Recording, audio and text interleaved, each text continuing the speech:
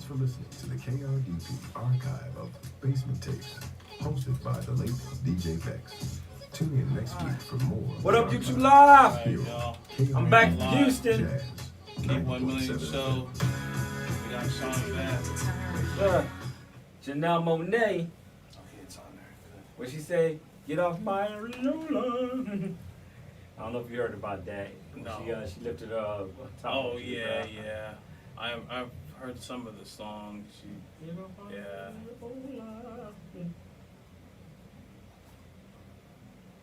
She changed real quick. I don't know what happened. Yeah, my wife was big time into her back when she came out, and she the one that got me listening to her. When she had the conceptual albums, I was like, oh, she dope. And then she started getting into that Holly Weird stuff. That I was like, okay. That was only this year too. But she always said she was like, was it pansexual? Yeah, because she was messing around with Tessa Thompson. Yeah, so. I guess this is like, okay, I'm free now, so I'm just open free. I don't know. This is, I don't know. I guess whatever it is, it's still sell. You know what I mean? Financial support comes in part from Gifts and On, 12-step gift and bookstore since 1977. Southeast corner of Scottsdale and Shea. Music, Open Monday through selling Saturday. tickets, Gifts and On you know on what I mean? Facebook. Papa, why can't we telegraph while riding a horse? Son, there ain't no one to blame but Jeffro. He was riding old Betsy the Stallion, tip-tapping away at his telegraph. And thanks everybody for watching. Ran Please right to the side share. of the saloon. Well, We about if to get Jeffro into can't it. do it, neither should you. Don't text and drive. Visit StopTextStopWrecks.org. A message brought to you by the National Highway Traffic Safety Administration, Project Yellow Light, and the Ad Council. Broadcasting from the Phoenix Center for the Arts, you're tuned to KRDP Jazz and Indie, whether that one comes to talk, sing, connect. KRDP, Apache Junction, Goldfield Ghost Town, Phoenix, 90.7 FM in the East Valley, and online at Listen, the number 2, KRDP.com, a service of Desert Soul Media. Views and opinions expressed in this program are those of the speakers and do not necessarily reflect the views or positions of Desert Soul Media and its board of directors. Thank you for listening. This week on the Keep 1 Million show, the NFL has an issue with running backs, and the running backs are trying to fight back. We're going to talk about what's going on with Saquon Barkley and other running backs as they might hold out this upcoming NFL season. We're also going to get into the Netflix series Quaterbacks, which is an intriguing docuseries about 3 very different quarterbacks in the NFL. We're also going to get into a couple of major stories out of DC as the Washington Commanders are officially sold, and Daniel Snyder has to give up even more money. We're going to talk about that, and we're going to talk about the upcoming super fight, Earl Spence Jr. versus Bud Crawford. That and more on the Keep It 1 Million show.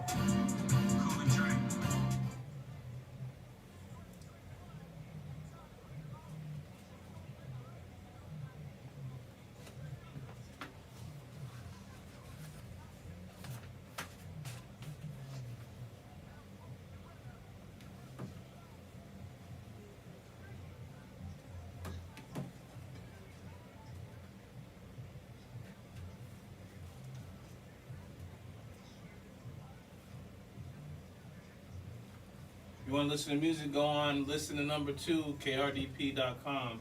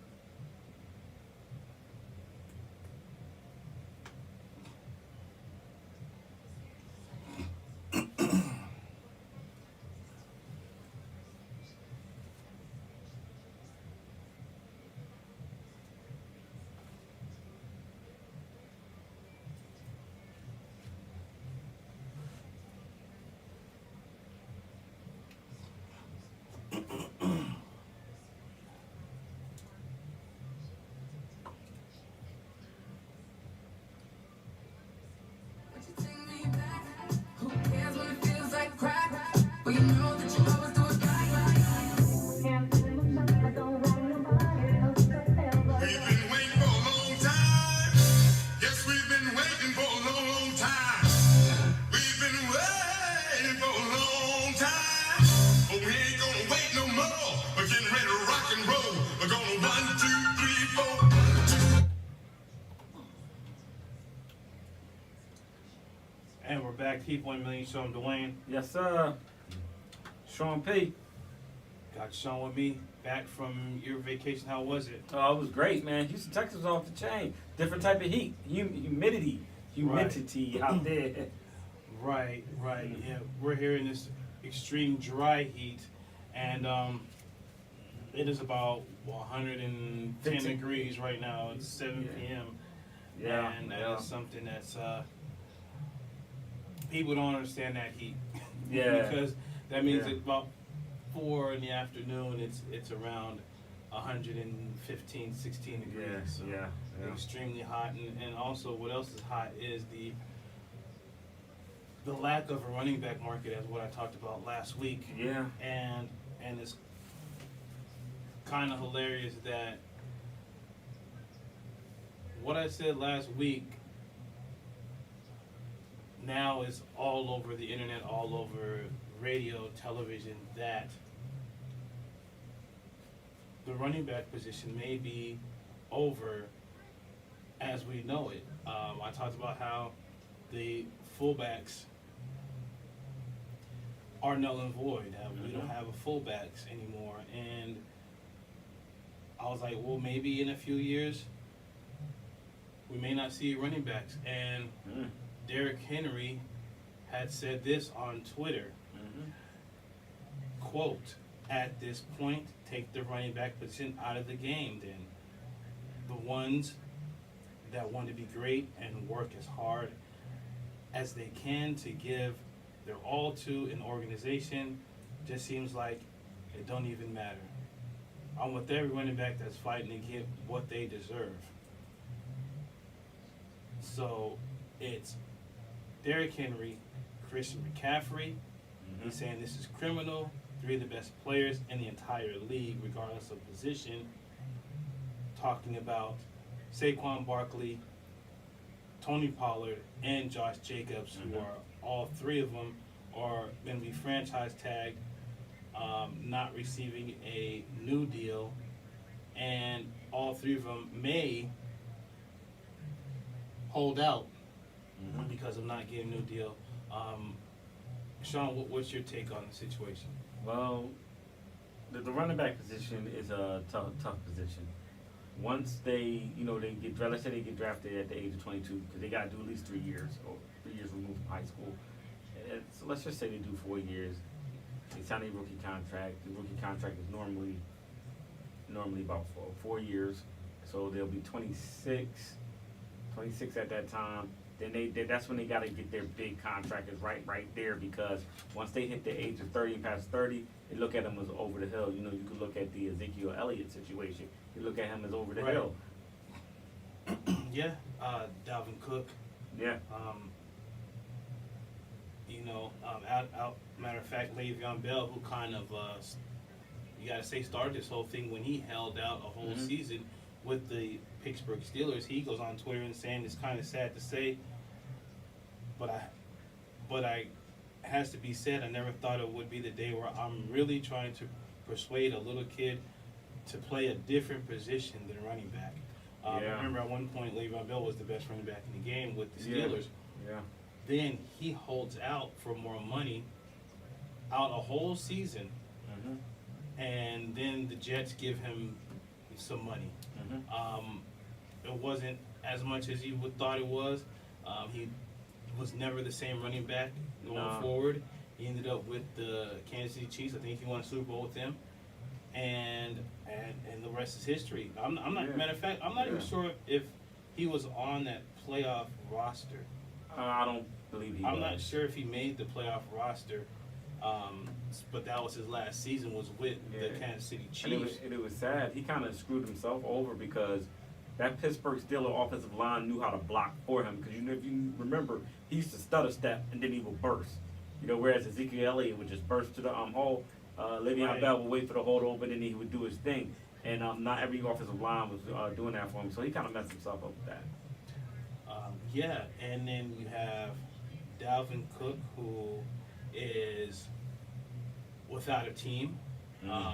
That's crazy. I said his stats last week, and you know they all have over 10 touchdowns last season, which you know is top 10 in the NFL as far as touchdown makers is concerned. I'm not sure. Here's the thing. I'm not sure if there's any solution to this going forward. I'm not sure either. Because the owners, they're dug in. The owners are dug in. I mean, $10 million is a ton of money, right? Yeah.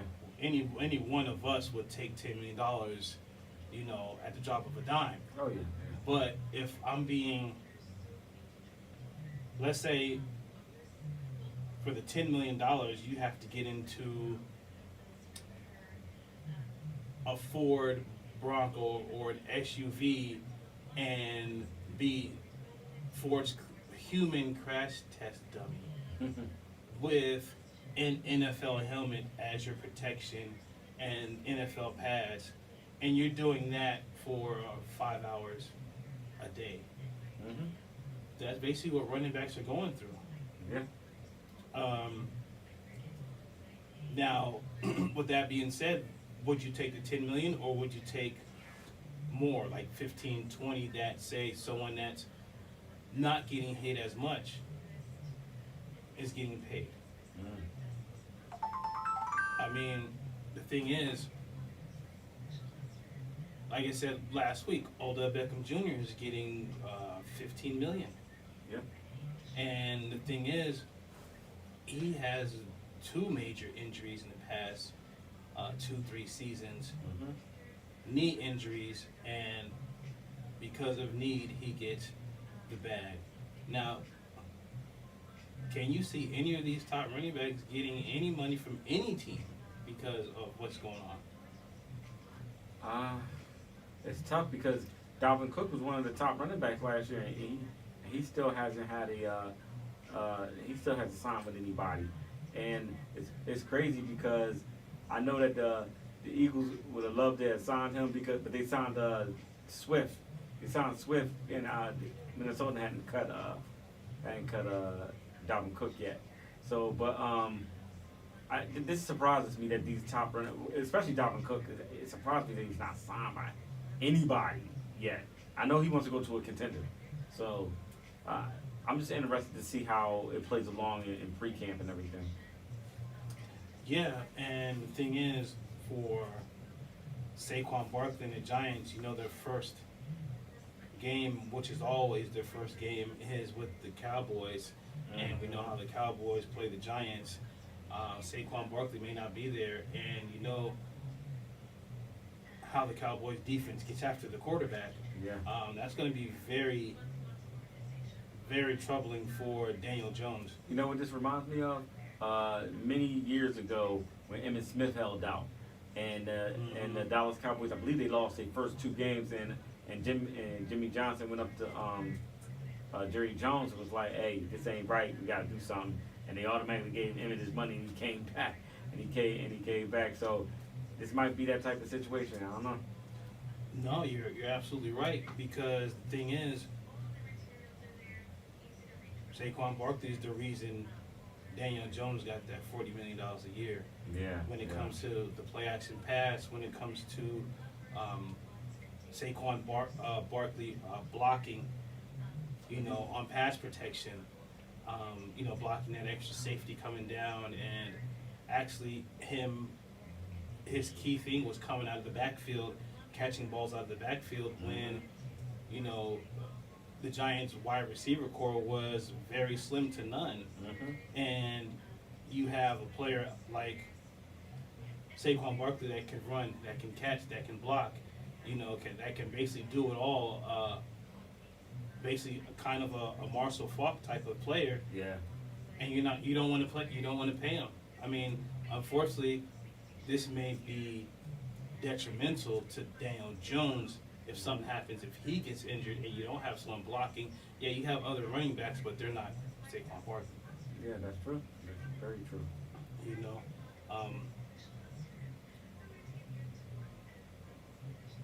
other news, Zach Martin. This is kind of something that reverberates from the running back position to the offensive line position. Zach Martin for the Cowboys, he's going to hold out. Offensive lineman, one of their key offensive linemen, especially in the running game. He wants to hold out because he's saying he's being grossly underpaid. Okay. This is kind of interesting because you would think one of the Dallas Cowboys' major parts of their team, their offensive line, as we know, has got them deep into the playoffs and whatnot, not championships and everything, but has gotten Ezekiel Elliott, paid, has gotten Dak Prescott paid, and then you don't pay the offensive line. That basically for those years that Dak Prescott was one of the top players, the offensive line was the number one offensive line in the league. Yeah.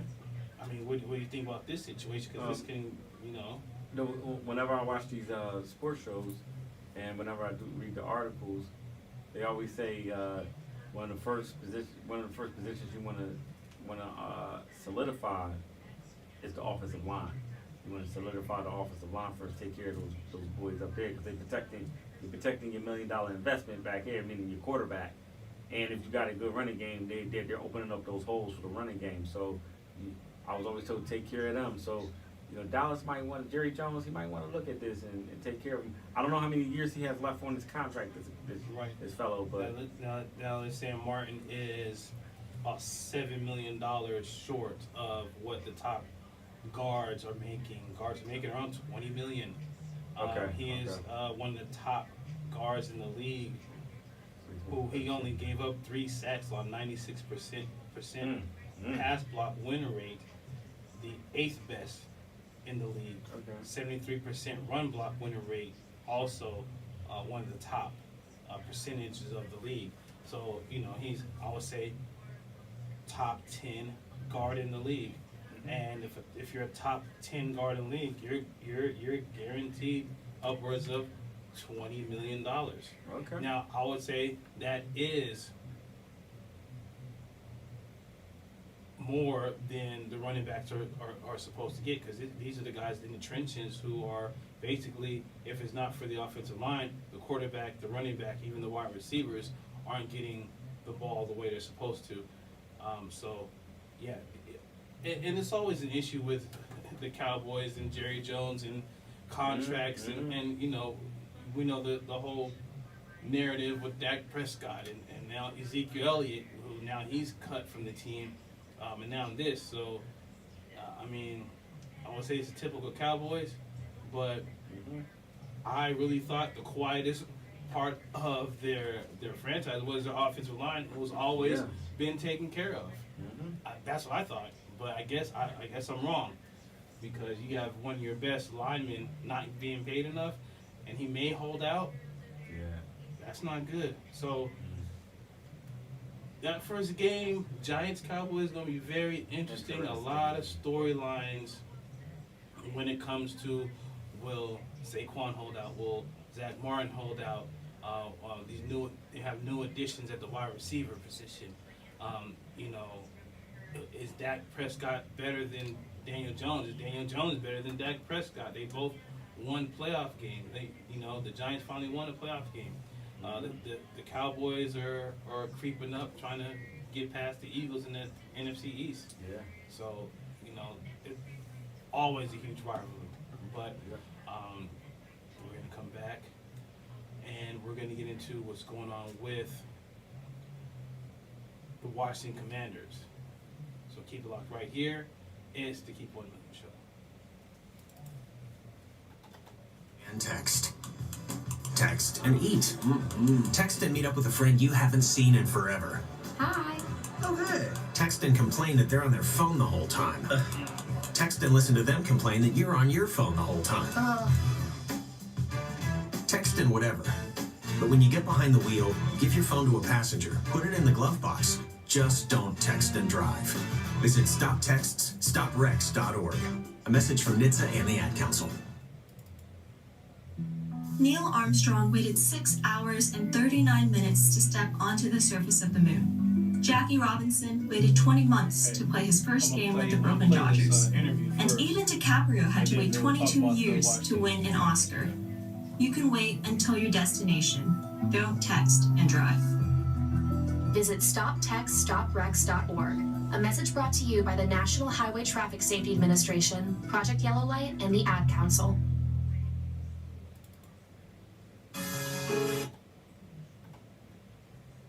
All right, we're back. Keep 1 Million Show. I'm Dwayne. Sean P.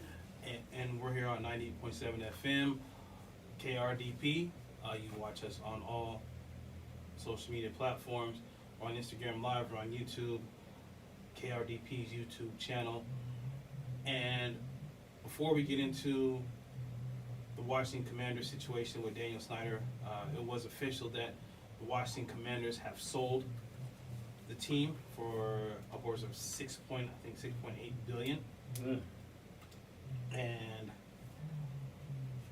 before we get into that, I interviewed a entrepreneur of Nothing But Beauty, Black Beauty Supply Store, named Maurice. And I'm going to get into that interview right here. Thanks Maurice and Nothing But Beauty Supply Store for this interview. Hey, this is Dwayne with the Keep 1 Million Show. I'm here with Maurice from Nothing But Beauty on 3911 East Thomas Road. How you doing? I'm doing all right. All right, and you've been here about a year. Now, what are like the trials and tribulations you had with opening up this beauty supply store? I mean, it's a very nice store. You get a lot of business, but what are some of the opportunities, if you will, of what's going on with this? Man, so it started off, I walked into a beauty supply store.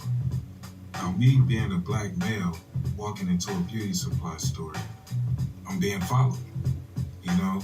I'm being followed around, and that's what enlightened me to open up a beauty supply store, if that's what you was asking. Okay, all right. But I was followed around, you know, and I went to my car and I was like, you know what, I'm tired of this. And that's where it happened at, and then put my money together and opened up a store. Right.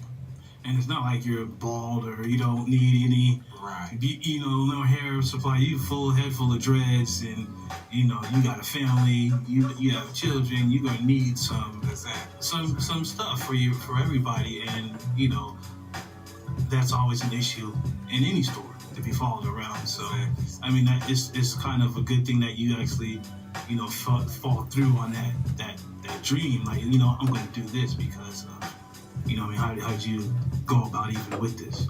Oh man, it took a lot, man. Like I worked very hard, man. I worked 4 jobs. I'm gonna play it both. I worked 4 jobs, and I took care of my kids, and I pinched money to the side. And then I just built my money up, and then got my credit on point. And once my credit got on point, that's when I decided to just pitch all that money towards the store. Okay, great. And then you just downloaded it on. What were some of the came in here and obstacles you had in basically, myself, getting the location and the product and whatnot? Because to be honest with you, when you see a black beauty supply store, you don't see black owners. So was that a huge obstacle? Man, it was tough. I'm gonna be honest. Oh no. It was scary. Keep trying to get in contact with us. in Arizona, it's not too many black-owned stores, you know? Right. It's not too many black-owned stores, so I didn't know what should I do. Whether I should advertise with black pictures on my store to represent that it's a black-owned store, or put the majority, you know, of the race that's out here. So I just went ahead and went with the African American pictures, and I get a lot of discrimination. You know, I got a lot of people attacking me. You know, but I still stay humble. You know, I gotta look over that. I gotta look over that and see the bigger picture. Right. You know, so that's what I did. So I advertised with Black Americans on the store. Right. You want to be like you got multiple like stores. You got stores with Asian lettering. You got stores with Hispanic lettering. And us as African Americans, we walk right into those type of stores. I would like to try to do a we full, walk right just a in. whole segment. No So, hesitation. it's about 20 We don't minutes. discriminate or Yeah, anything. so on here, But now that yeah, I you know, open the my own first store, 13 minutes, I'm second, seeing 19, 20. that So between these 15 people and do 20 not minutes. like us at all. Yeah. No, I mean, that it's was sad. when I talk, It's when I real interview, sad. I It's just want to have it, man. 2023. Yeah, okay. You know, 20. and the world is basically mixed up. Yeah, the world is mixed up. So, And the thing is, whenever and you're I didn't grow up like that. There's a you lot know, of people we're that basically doing it the grew whole up show. in you the know, South, you know, topics, in the them Midwest, talking and about they went it, through talking about racism. what they're, doing But as well. all you know what I around, mean? it's Back in the a back and good forth thing. investment. You So, know, and you just gotta do what you I gotta want to do. try to compare it to a podcast. Now, from a but business standpoint, kind of like that because was you know, there any last issues week, that's some on guests the have been in business both side hours, that you know, kinda straight 2 hours, and they're like, oh, I kept love you it, a little bit held or back into 1 hour, It getting depends- everything my thing together depends on on time? what their Because I time know is, some right? of these are So time if they only have, like, sensitive. You know, 20 minutes. Nowadays, okay, man, 20 minutes, you gotta it's go. super Once tough. the whole time, I it's say fine. super tough I don't- But even if because you gotta look out I know for it's a people way that's to like, attacking say you I as know an it's on African 30 minutes. American. So, You also gotta right, look out so for your I know own it's a way people. where you can like Now that's the fade sad out or part. whatever. Yeah, You when know, you edit, I- when you edit, you can got my chop it money down. together. And, I went to Any a black pauses, you company would to break get that my down, you store would delete the started. pauses. You know, And you do another 10 minutes and later. with that being Right, said, right. they was trying to and all bury that me would cut it instead down of shorter and shorter. congratulating you know what and I mean? helping me build better. You know, so But yeah, that's kind that of plays a like, big you know, role into it. You know, so we got our own people attacking us. right. And then we order from vendors. We get our stuff broken, the bottles, shampoos, conditioners all open. Every time. It's like, no matter what we do, there's gonna be something in the way blocking. And that's cost. Exactly. You know, Exactly. With that being said, is there any issue he as had- far as He let's owns say, the store, right? you have the store Yeah. here, like I Yeah. said, it's on 3911 I East saw Thomas one Road, YouTube video where these 40th black Street girls, and Thomas. They became distributors. Nothing but They beauty black hair people supply. market distributors. And Because they said they saw, they didn't how are you see being any black received by people. It was the, all by the Asian public, by people the and community stuff like that. here Like, in this like, area? Why can't we? And I need to go look them Overall, up and see how they overall, people pretty nice in this area. You know, I've been all around Phoenix, and this area by far, you got a lot of people that has respect. One thing I did try and fail that was But trying then to get again, you get your like sports racist media people that come through, like me, like the and women. instantly like That negative. for me it was hard. You know, they thought I was trying it's to an holler at energy, them. man. I'm like, no, Y'all I'm feel interview it's an you. energy You know that what I you mean? can Like, feel from these people. It's negative. It's a science. Right. But all Where I- around, it's a good area, man. The way I go about like it the is I people just start around. talking to them. You know, they show me man, respect. A lot of it's people just show like- love to like, my yo, store. They just come in and kind they of gas support, them up a you little bit. know. Yo, I like dope, this and that. Yeah, I do community radio. That's just how it is. You You know, if you respect or people, something, that's you how they know, respect you. And then you Right. like, and then And, when a you lot of lead the people think, conversation, you know, it's I easy would like to holler at you. I like to to interview, get into interview one day and business just and leave. say That way in they the storefront. Because My question is, what sad to say, a lot of advice would you people have get hit on to a lot. entrepreneurs? Oh yeah, exactly. So I understand People why that's they like, would you know, kind they're of trying to get out of the 9 to 5 to get into something like this or anything else. I can tell them it's a struggle. You kind of gotta. It's a struggle, but I you wouldn't know, want to say be consistent. you got to think or of it persistent, as just then you look money like as kind of a fine line. With as- dudes, it's easy. as you think It's of either food. yes or no. It's either You know what I'm saying? yeah, You we're think gonna of do it, or money they as you ignore think of you food, as you completely. think of So clothes. You know. I'm saying you throw the money. The girl you I'm just go interviewing, buy she the know I ain't clothes, trying to right? get at it. She my So, sorority sister. She know I ain't trying to get With at it. that being said, you just work hard as you can, save your money, and pitch it to what you want to do. Pitch it to your dream. If that consists of you being homeless, you know, is that you got to go with what you want to do, basically using your own mind. You know what I'm saying? You use your own mind to get what you want. Right. Okay. All right. Well, appreciate you for this interview. And Maurice with Nothing But Beauty Supply Store, 3911 East Thomas Road at close to 40th Street in Thomas. Now you do have some music going on. Where can they listen to your music at? I know you said, I listen to some. It's pretty nice. You can go to, so my group is called EOH, the Enemy of Hate. And the Enemy of Hate, it means love. Okay. You know, so you go to E.O.H, Enemy of Hate, at YouTube, or you can Google it or whatever. Okay, all streaming platforms and everything. Yes, okay. Yes. iTunes, Apple Music, Deezer. You can go anywhere to check out the music. Okay, no doubt. And appreciate the interview. Like I said, Maurice with Nothing But Beauty Supply Store, 3911. All right, that was Maurice with Nothing But Beauty Supply Store. Yes. 40th Street and Thomas in the Walmart Plaza. Yeah, I like. Thank him. I like that interview. For That was dope. And gonna see some more interviews, you know, for black-owned businesses and everything. Now getting into the Washington Commanders. The NFL officially approves the $6.05 billion sales of the Commanders to the Harris Group. Yeah. Oh, that's the owners voted in special session Thursday unanimously approved the team's sale of the Snyder family to the group led by Josh Harris. The Harris Group paying $6.05 billion, a record sum for a North American sports franchise. Snyder had owned the majority of the Commanders since 1999, and his family become the sole owners after he bought out limited partners 2 years ago. Harris said he felt humbled and awed to be the new owner. Quote, "I feel an awesome responsibility to the city of Washington. I know what I've got to do. It comes down to winning. It's on me and our ownership group to deliver. That's what we're going to do." He is a Washington, D.C. native. Okay, all right. He talked about his, his past with RFK Stadium. Quote, "The franchise is part of who I am, but being a fan is not enough. To be successful, you need to win championships, create a positive impact on the community, and create incredible memories for our fan base, much like I had as a youth growing up in Washington." Remember in the 80s, the Redskins, the Washington Redskins, won 2 Super Bowls. Yes, they did. So that's what he's talking about. And on top of that,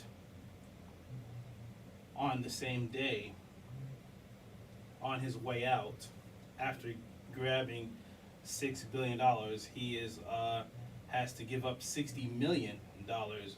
Daniel Snyder, after an independent investigation concluded he sexually harassed a team employee. Okay. And that team withheld revenue from the NFL. Attorney Mary Jo White, who led the investigation, informed the league's owners of her findings during a special session Thursday. The news of her findings broke at the same time it was announced that the owners had unanimously approved the sale of the Commanders to Josh Harris. Okay. In her findings, White cited Snyder's lack of cooperation, apart from a one-hour interview he did with investigators on June 29th, about 17 months after the investigation began. And Rajdeel said his league is satisfied with the outcome. Quote, "The findings speak for themselves." Okay. So Hold on. White said her report, as she interviewed 44 former employees during the investigation, but several former high-ranking officials declined to speak.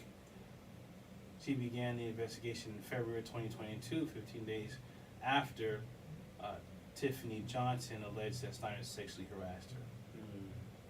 In a roundtable session with members of the House Oversight Committee, Johnson said Snyder put his hands on her leg under a table while at a work-related dinner. She also said Snyder tried to force her into his limousine after the event. Another former employee, Jason Freeman, corroborated Johnson's testimony. Snyder denied the allegations, first in a statement after her initial testimony and again during the interview with investigators. However, White said she found Johnson to be credible after interviewing her and talking to others Johnson had told about the event, while White said Johnson's allegations of sexual harassment were substantiated. Now, we talked about that on this show for years. When I mean for years, this show's been on the air for around 6 years. We've talked about the Washington Commanders / Redskins, Daniel Snyder's situation for 4 of those 6 years. And it's even worse because of, remember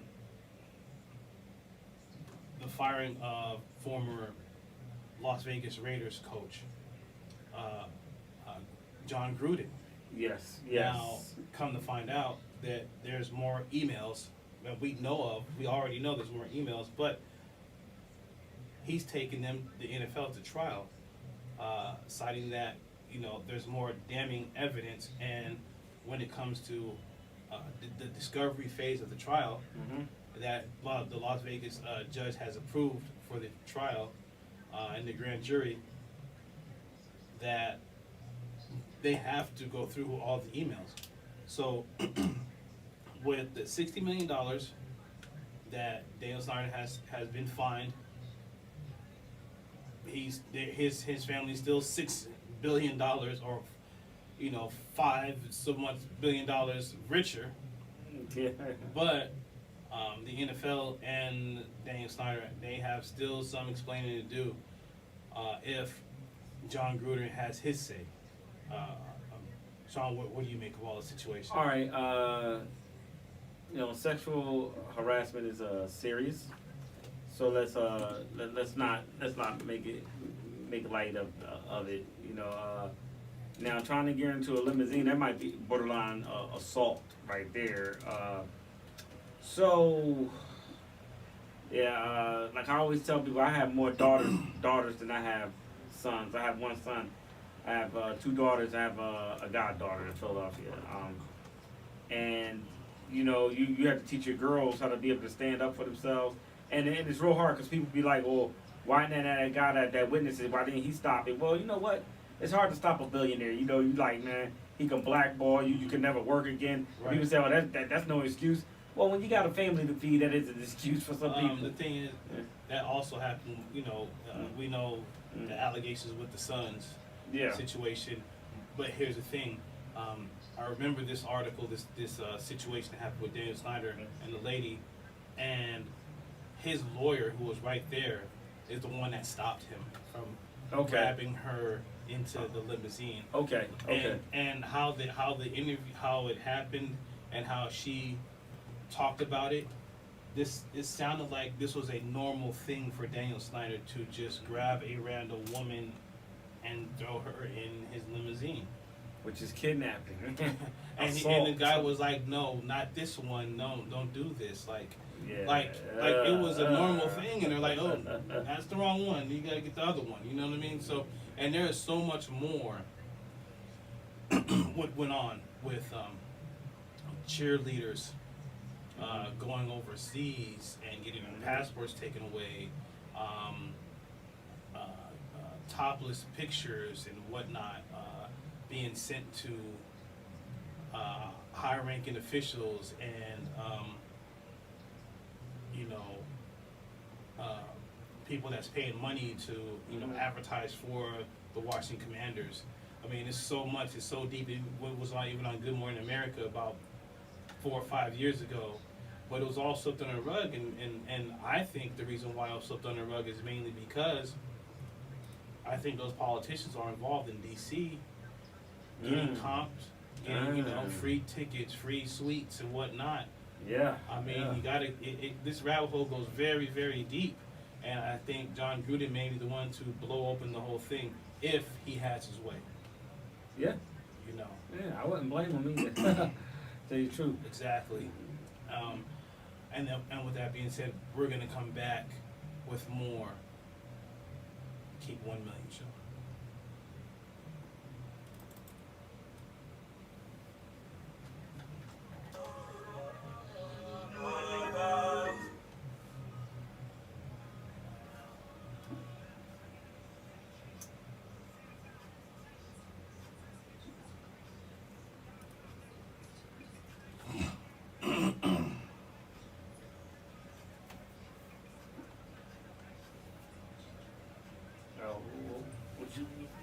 What you got up next? Hold on.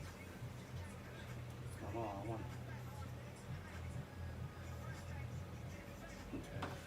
The Shannon Sharpe situation. Shannon Sharpe? Okay. The Shakari Richardson. Oh, you want to do that in the first hour?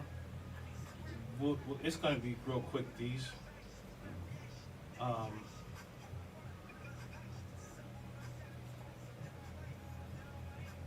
on. I'm going to try to find it. I just had it, too. I should have.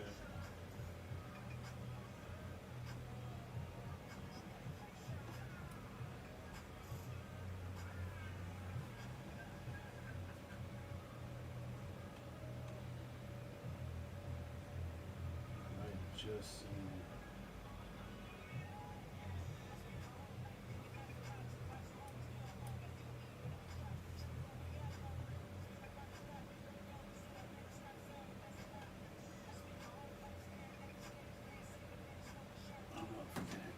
We're gonna come on right now. Okay, we're back. Keep 1 million. So I'm Dwayne. Sean Pig. And there's rumors being talked about that Shannon Sharpe may go to ESPN. Yeah, I've been hearing those too. Stephen A. Smith has been talking on his podcast about possibly having Shannon Sharpe on, maybe on his show, on First Take as a contributor. Yeah. What do you think about that situation? Yeah, I saw that real quick on the Stephen A. Smith show. He was speaking about. He said not have him on there every day because Stephen A. doesn't want anybody on there every day. He wants it to rotate, and which I believe is a good idea. So I wouldn't mind seeing Shannon how they used to have Michael Irvin. I wouldn't mind seeing Shannon doing like what Michael Irvin did. Yeah, I mean, it's great content. Mm-hmm. I really still think Shannon Sharpe may have a better situation going fully independent. Yeah. You know? Yeah, I believe that as well. He could really build up that brand, Club Shay Shay, and he will own it, and he will be free to talk about what he wanted to talk about. Right. So I think he should go that route. And instead of just doing long interviews, but doing, segments and oh yeah, you know, something like, to be honest with you, something like what Cameron and Mace is doing with theirs. It is what it is. Podcast. Yeah, that's a pretty good podcast too. It's actually that's getting great reviews. You know, and a lot of sports journalists, that's been in the game for a long time, is giving them a lot of props. So yeah. I'll say Shannon should go that route. But we'll see what happens. I think probably find out by late August, September, since that's the new season of television is in September. So we'll find out who's the new co-host of The Undisputed.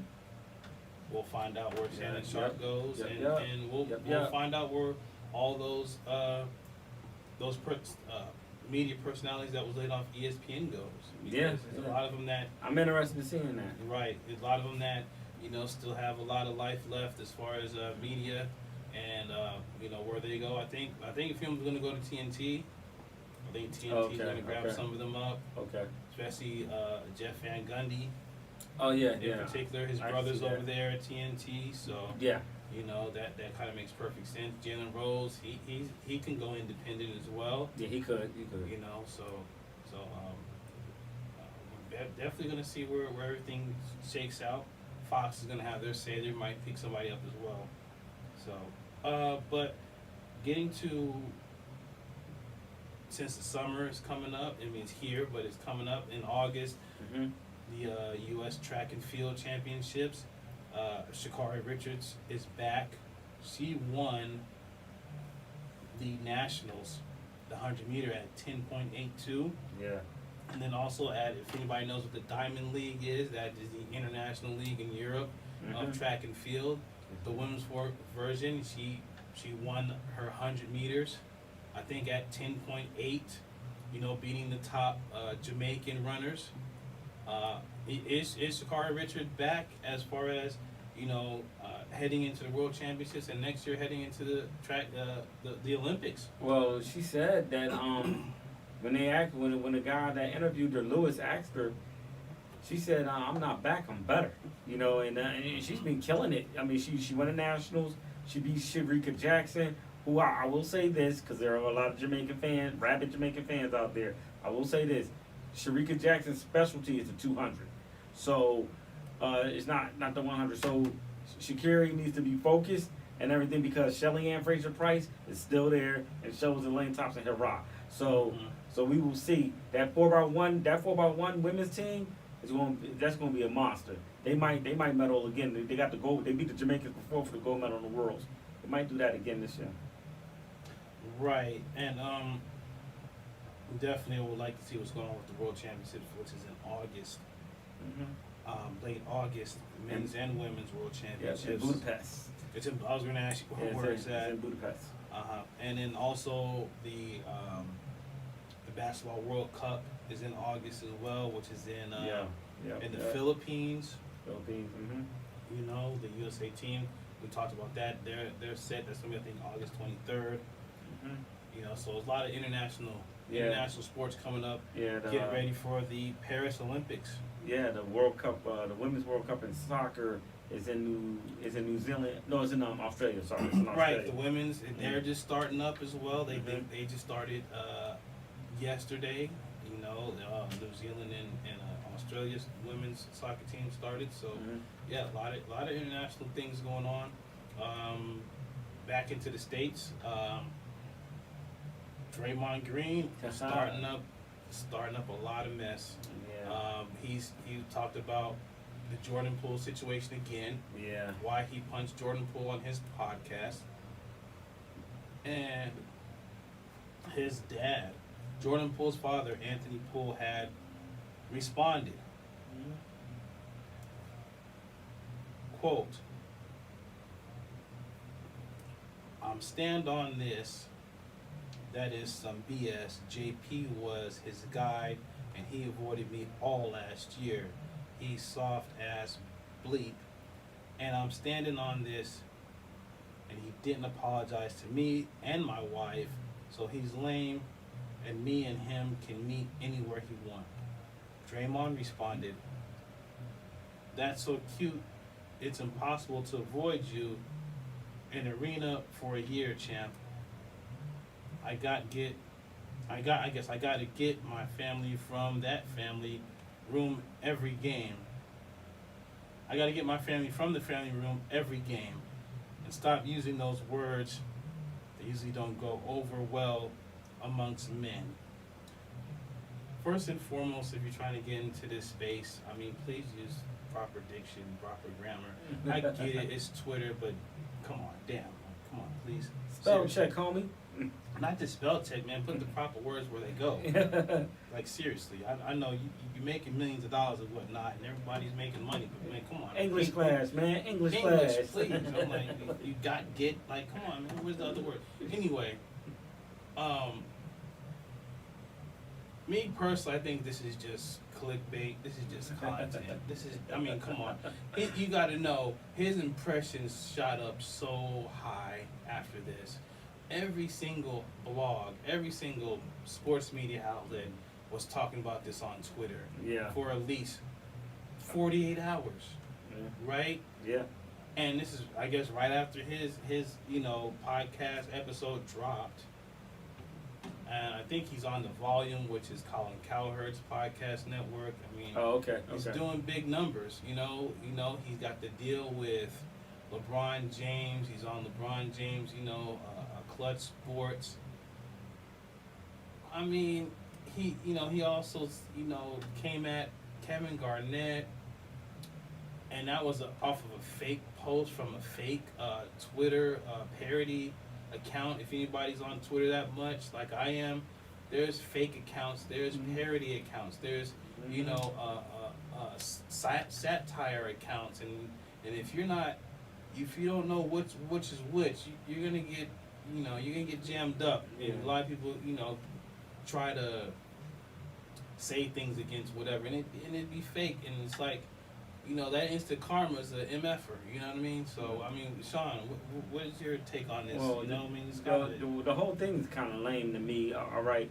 I want to know how that video got out, because it was like a practice session, and they were filming the video. I want to know how that video got out, and why they let that out.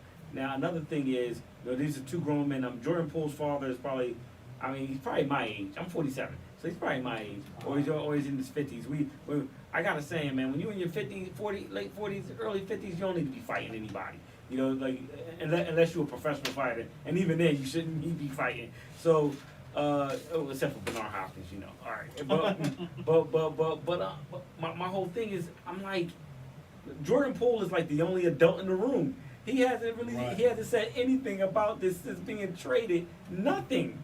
He's the only adult in the room. I'm like, come on, man. It's funny though, they're not just Draymond Green, but there's so many podcasters and talking heads. They're using this really just for numbers, just for clicks, just for impressions, just for people to watch. Oh, what did he have to say? What happened? Nothing happened. Nothing new happened.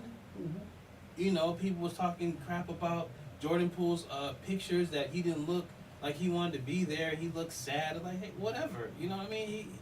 He's trying to grow a beard, so it's gonna look different. He got patches all over his face. You know what I mean? So if you've seen the pictures, he got the scruffy look going, so he's kind of looking, he's looking different. But that's neither here nor there. But it's like to use the Twitter beef and the Twitter trolling and the Twitter jokes as content, to me, is lame. Yeah. Because it's not original, for one. For two, it's just grandstanding and you're just running your mouth. And three, it's the summer. You need to find some other topics to talk about. Yeah. And I'm going at Draymond Green with that. Find something else more interesting to talk about than talking about something from last season. And what's the real reason why y'all didn't get past the Lakers? What's the real reason y'all didn't get to the back-to-back NBA Finals appearances? What's the real reason y'all couldn't win again? That's more interesting than, Jordan Poole, whoop-de-whoop, and then his dad comes out and then you say something come on, man, that's weak. It really is. It's corny. Seriously. So, people always talk about what podcast they like, what, sports media show they like. And a lot of times, if you really look at it, it's the same stuff on Twitter that they talk about on these shows. Sean, you've seen this. Yeah. It's the exact same thing that they talk about. And it could be literally from Kendrick Perkins got caught up on national TV with this. Stephen A. Smith got caught up on this on national TV. It could be some guy that no one knows, that has a lot of followers, and says something crazy on Twitter, and next thing you know, it makes SportsCenter. Or it makes your favorite podcast, and everyone's talking about it. It's like, wait a minute, what? Yeah, it's like that. It's like when Rodman said what he said about Larry Bird. He said that on Vlad TV. He said it on Vlad TV. So you're like, and they put it on there. And don't get me wrong, it was a legit interview with Dennis Rodman. It came out of his mouth, but that's where they got the information from. I mean, but that's where that's where it's going. That's pretty much where it's going. Yeah, you're right. That's where it is right now, and not just sports, but in media specifically. Yeah. Even when you go to the local news or whatever, they have a Twitter corner. You know, they have a Twitter. You know, they talk about what's going on, what's quote unquote trending. So that's cool when you say that, but when you come out and say you have some source or some original statement or some original content, and next thing you know, that's something I haven't seen last week on Facebook, or this something he was arguing about on the Twitter space and whatever. It's like, come on now, at least give me some context of it. You know what I mean? So, me, I like originality. Yeah. I like originality, and you know, the Draymond Green stuff. I really haven't listened or watched any of his episodes. Have you? I've seen a handful. I've seen the one he did with Stephen A. Smith. I've seen the ones he did with J.J. Redick and stuff like that. But I don't tune into his podcast. I mean, how are they? It's okay. I mean, he gets a lot of views because he's Draymond Green. I mean, so they follow him over there. But if you ask me if I had a choice, and in the sports, I'm gonna go listen to Gilbert Arenas. Actually, I'm gonna listen to Gilbert. I'd rather over Draymond. I mean, I was wondering, was he in depth with like play calling or with behind the scenes and things of that nature? He does break basketball down. He's not necessarily going to give you behind the scenes stuff, but he'll break basketball down, like the plays and everything like that. Like he'll talk about a game that he didn't play, and he'll talk about a game, and then he'll break that down. Right. So because I've seen a lot of people are wanting him to talk about some behind the scenes issues, like. When I see, what's the player's name? Goodness, he used to play for North Carolina, played for the Pistons, champion with the Pistons. Has his own sneaker. Rasheed Wallace. Oh, she. Mm-hmm. Rasheed Wallace has his own podcast. And he goes behind the scenes with things of beef with him with the Kevin Garnett situation. Oh, you mean stuff like that? Oh, okay. You know what I mean? To me, that's interesting because it's like, this is something I didn't know. They really didn't like each other, or they really about to fight, or something happened at the hotel, or something happened 15 years ago that's to me that's interesting because it's something we don't know. Yeah, I haven't caught Rasheed's podcast, but I wouldn't expect anything else from Rasheed Wallace though. This show is called the Keep 1 Million Show. He keeps it 1 million. Yeah, he's bona fide. A million%. He is so honest. Yeah, I mean, he was the one complaining about the ref stuff years ago, and then when the Donahue stuff came out, he was like, yeah, and this and that, but he talked about how the league tried to make it seem like, it's just rogue. He said, no, it's not. It's like so, but nobody wanted to listen though. It is what it is. Yeah, exactly. And we're gonna come back for the next hour. We're gonna talk about some Tiger Woods. Copy that. Get into more of talk about the Netflix Quaterback documentary. If you guys haven't watched that, all right, it's a great show to watch. Get into the Phoenix Suns and everything that's going on with them. A whole lot of changes over here in Phoenix, and a whole lot more. So keep it locked right here. It's the Keep 1 Million Show. It's up.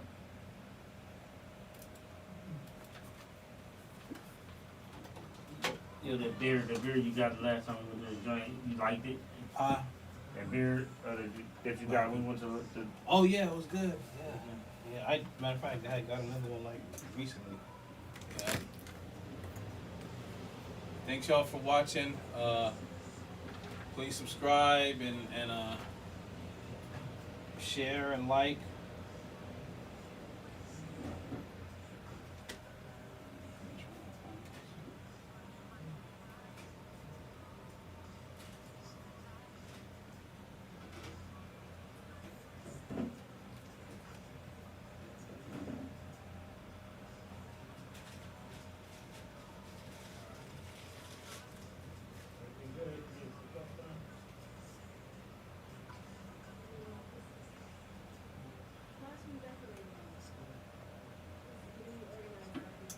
statewide nonprofit dedicated to the growth and success of Arizona's locally owned businesses.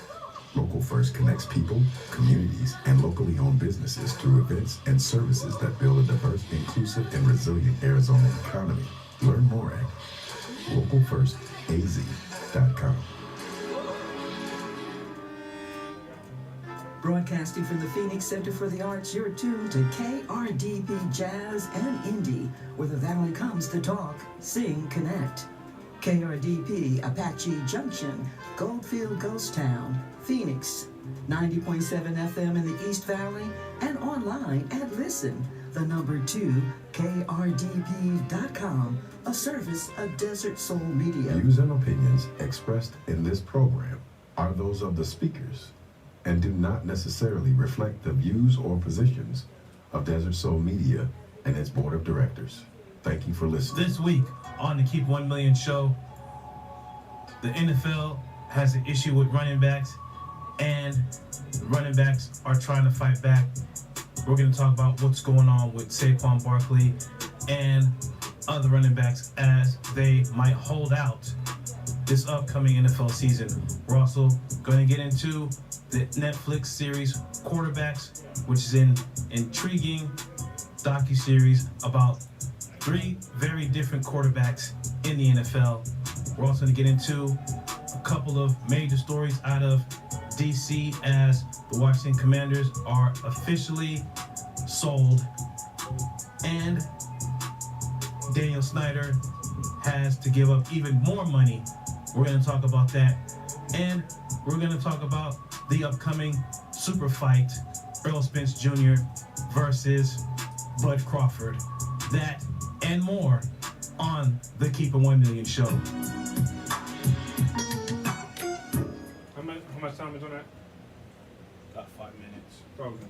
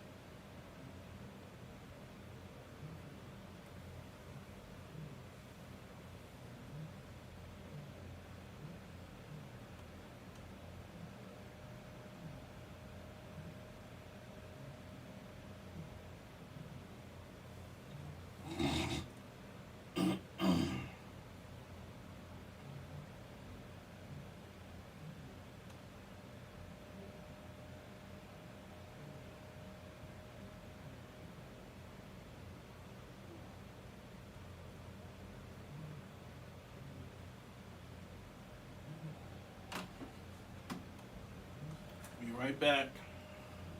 We'll be right back.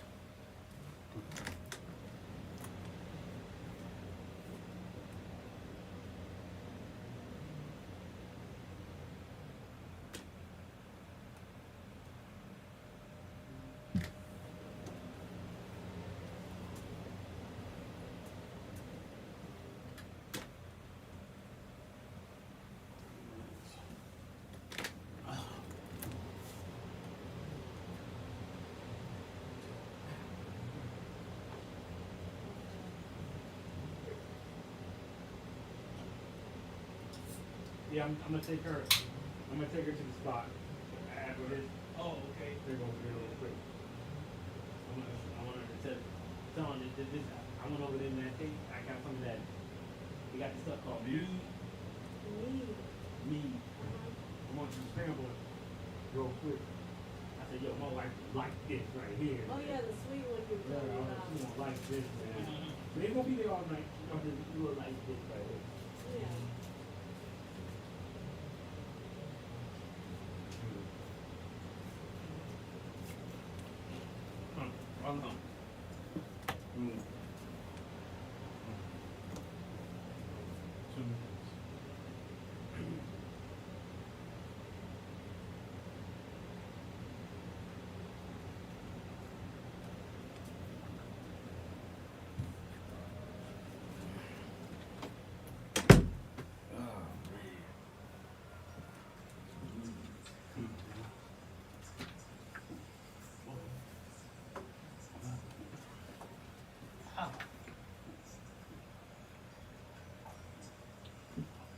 then I'm gonna bring back up the sale of the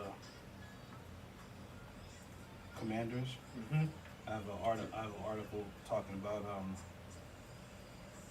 Magic Johnson's reaction to it. So, you know, he was part of that group. He's part of Josh Howard. Josh Harris. He's part of that group. Yeah. Yeah. They really didn't want to sell the Bezos, did they? No, I don't know why. I don't know why. But the NFL, NBA, NHL, MLB, they're private entities, so that they don't have to sell to you even if you offer more money. They don't have to sell to you if they don't want to. Right. That's true. Mm-hmm.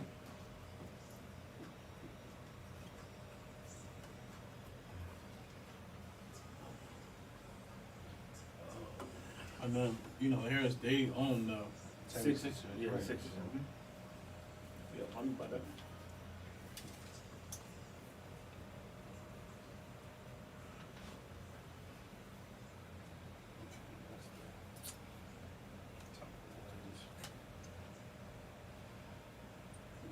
I think this one I'm going to start with.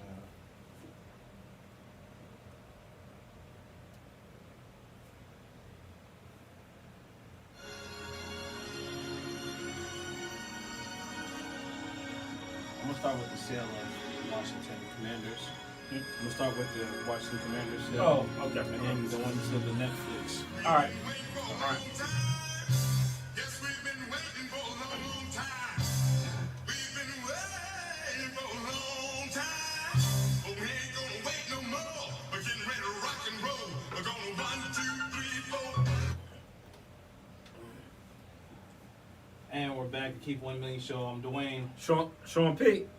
Got me up. Hold on. Sean P. All right, I hear you now. And we are live July 20th, 2023. And something big just happened. Yes, it Completion of the sale of the Washington Commanders at a $6 billion sale. $6 billion.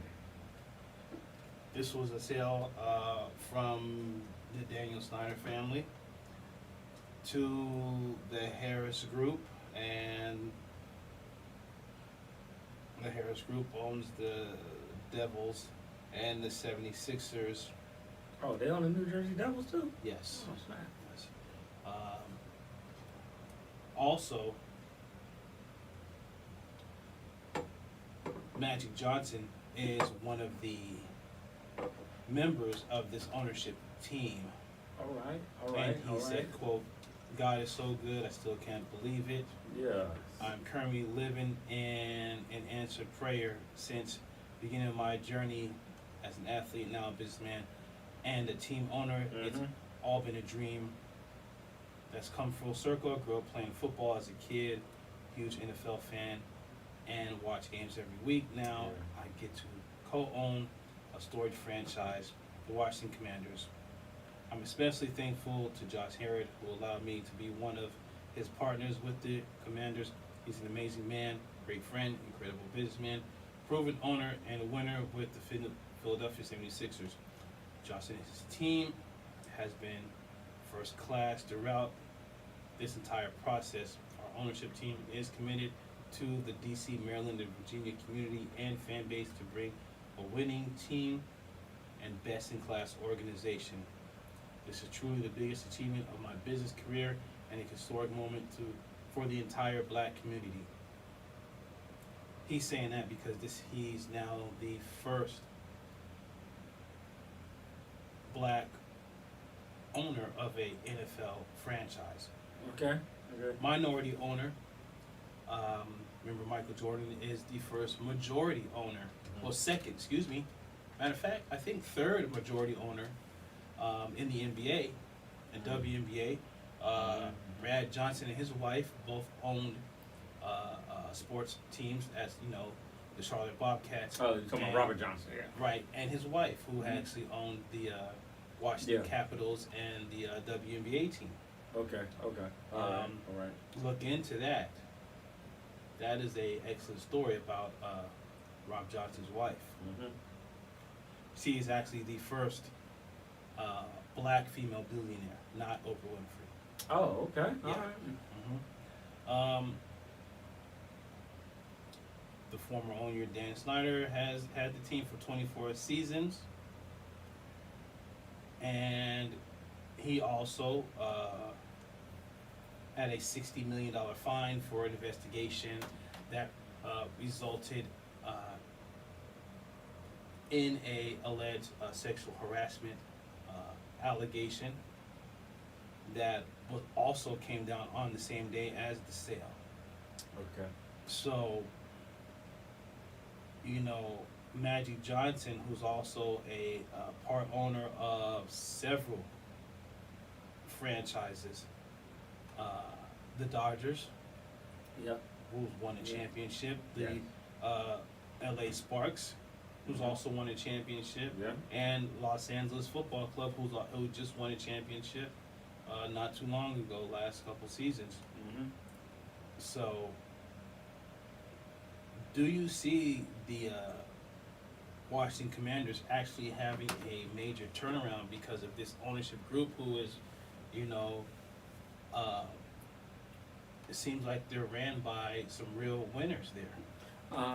I can see them doing some great things because last season they weren't bad, so I can really see them doing some great things. Magic Johnson is a proven winner wherever he goes, Right. wherever he's a proven winner. Matter of fact, when he came into the league back in 1979, when he came in, he expressed like either that season or a few seasons ahead of time. I know early in his career he expressed to the late great Dr. Jerry Buss that he wanted to be an owner, and Jerry and Dr. Buss took him under his wing and said, okay, this is how you go about it. You know, Right. so that's dope. That's dope in itself. And like I said, he's a proven winner. Right. Well, he was part of the Lakers Yeah, group, the sure. general manager team. Yeah. He was part of that with Jeannie Buss. It And didn't Rob work Lincoln. out.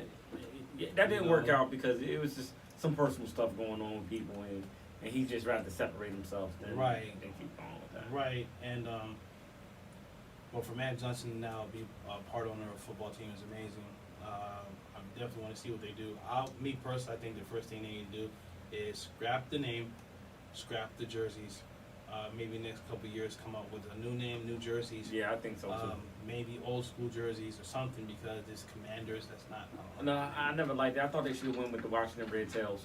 I thought they should have went with that. They on the helmets they could have been like not a whole plane, but like just that something like of the Red Tails. Right, and that then shark, that those teeth. yeah, something like they that. have. Yeah, something like that, man. You know, I believe that could have been a great thing. They could have brought the Tuskegee Airmen out, the ones that still living, brought them out Right. and just stuff. It would have been real big. It would have been real big. Yeah. Another name I thought was being good was the Washington Senators for obvious reasons. That's the next baseball team. Yeah. It's the DC area. They could have went you with know what that. I mean? Yeah. But hopefully they do something changes. I mean, the main change will be on the field. Yeah. You know, they have a great coach. See how long it'll last. They have Eric Bieniemy now, Yes. who's the offense coordinator, assistant head coach. You know, Yes. we'll see if he takes over after Ron Rivera. Rivera's leaving. No, I mean he's still there, but when he retires, does Eric Bieniemy just become the successor? Or how does that go about? You know what I mean? That's going to be interesting. Magic Johnson's no slouch. If he has anything to say about it, I think Right. Bieniemy would step in. Right. We'll see what that happens. Speaking of, does Magic Johnson say anything about the Rooney Rule? Does he put, since he's part of that group, does he put his hat in there and speak up about the Rooney Rule and what changes need to be made there as far as black coaches is concerned? I would like to, that's if I was any question I would ask him about anything NFL. That's the first question I would ask him is what would you do differently about the Rooney Rule? I would love to hear his answer on that. Yeah, And indeed. personnel wise, what they do with quarterback at running back, defense. They have a good defense. I mean, Yeah, they do. The salary cap, in situation they have. What do they do when the season's upcoming? I mean, they can't do nothing right now. The season's coming up in the next, couple months. But after this season, and they, assess everything about the team and the franchise, front office, and on the field and the players. What do they do from there? It's going to be very interesting because that next season, the next 2 seasons, is going to be officially theirs, their team. The money they would do. This right now is going to be the last season of the Daniel Snyder era with the the front office personnel and everything. Who do they hire? As far as all the behind the scenes people, and moving forward, what happens there? It's going to be very, very interesting. I'd love to see what happens. Yeah, I would too. I love it. I love to see what happens too. Next, I want to get into. I've been hooked and binge watched this series. Okay. It's called Quaterback. It's executive produced by Peyton Manning and that Omaha Productions. Yeah. It's on Netflix. It's around 3 NFL quarterbacks on 3 different journeys. Yeah, Patrick Mahomes, Kirk Cousins, and Marcus Mariota. Okay. And it goes through the 2022 season. All right. And how it plays out, and it gets real personal.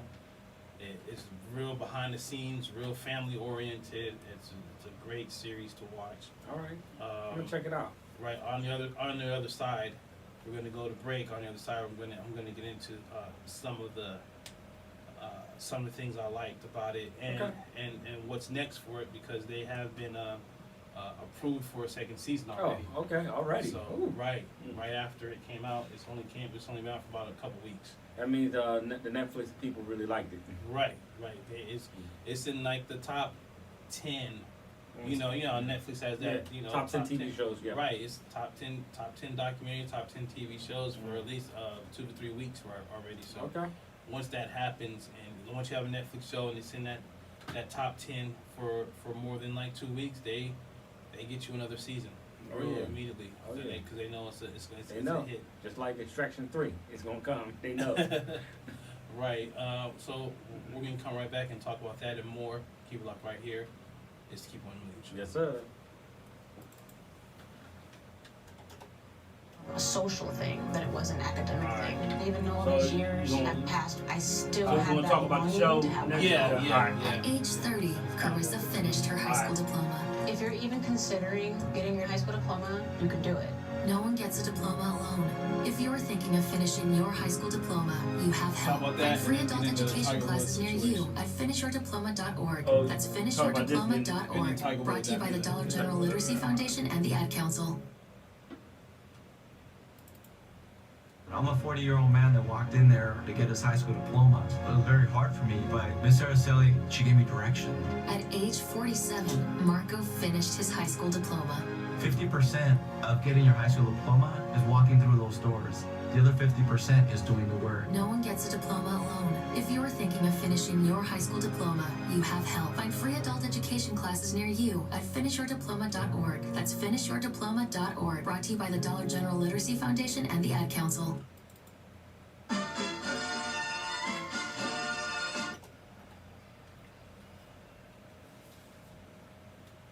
All right, we're back to Keep 1 Million Show. I'm Dwayne. Sean B.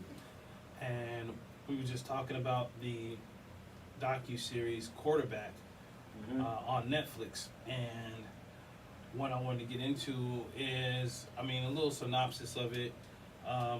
It just goes really deep in the behind-the-scenes aspect of these 3 quarterbacks and their journeys. Patrick Mahomes, Kirk Cousins, and Marcus Mariota.